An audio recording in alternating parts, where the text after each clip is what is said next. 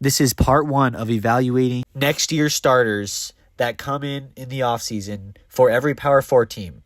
Up first, we have the Indiana Hoosiers. I know the offseason can be scary, coming off of a Heisman Trophy winner at quarterback and what should be the national title winners this Monday. Let's get into why you shouldn't be scared as a Hoosiers fan because of Curt Cignetti's ability to reload.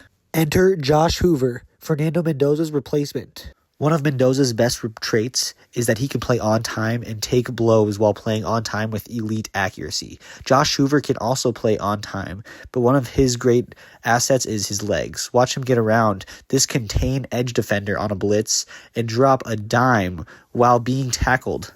Josh is much better on the run and much more athletically gifted than Mendoza. I believe he has a higher ceiling than Mendoza, but he also doesn't have the processor unit that Mendoza does. Mendoza does a lot pre-snap and changes many plays, as you have to in Cignetti's offense. Cignetti runs a lot of RPOs, one-read options, and check plays to line of scrimmage. Funny thing is, this year, number one in RPO success was Fernando Mendoza, and last year it was Curtis Rourke, both Indiana quarterbacks.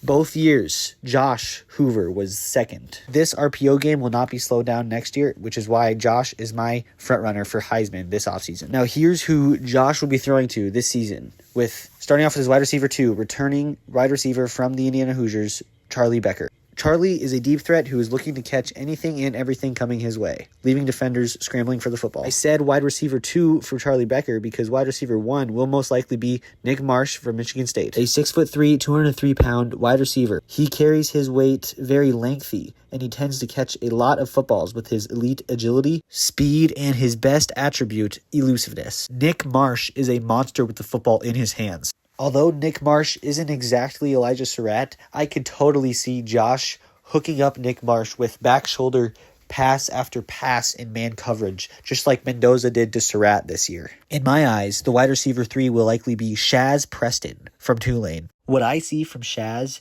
is that Shaz will catch anything in his area, especially deep downfield. I consider Shaz Preston a pure burner, that he will burn you in man coverage or zones that get a little wonky. That's 3 straight wide receivers that you will need safety help over the top of, which helps out Cignetti and his run game. Cignetti is very much a run-first guy, and now they have their next RB1 in Turbo Richard. Turbo Richard is 5'8", 207. He is a sophomore running back with many years of eligibility left. Turbo is a power back that falls forward with elite vision and good enough speed and honestly great acceleration after he gets out of all that. I mean, look at this. What great vision and speed for the touchdown. I mean, he will break tackles. Like, look at him truck that linebacker in the hole. This is exactly the type of running back that Curt Cignetti loves to pound the rock with. Speaking of running the football, they also got 2 guards from Wisconsin.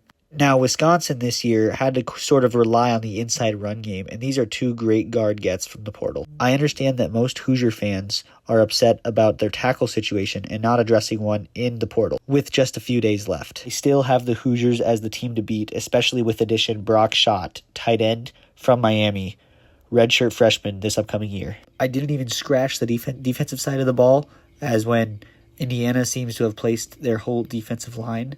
And with the addition of Carson Williams, a DB from Montana State that just won FCS championship. That is why I believe Indiana will be clicking on all cylinders next year and won't skip a beat into 2026.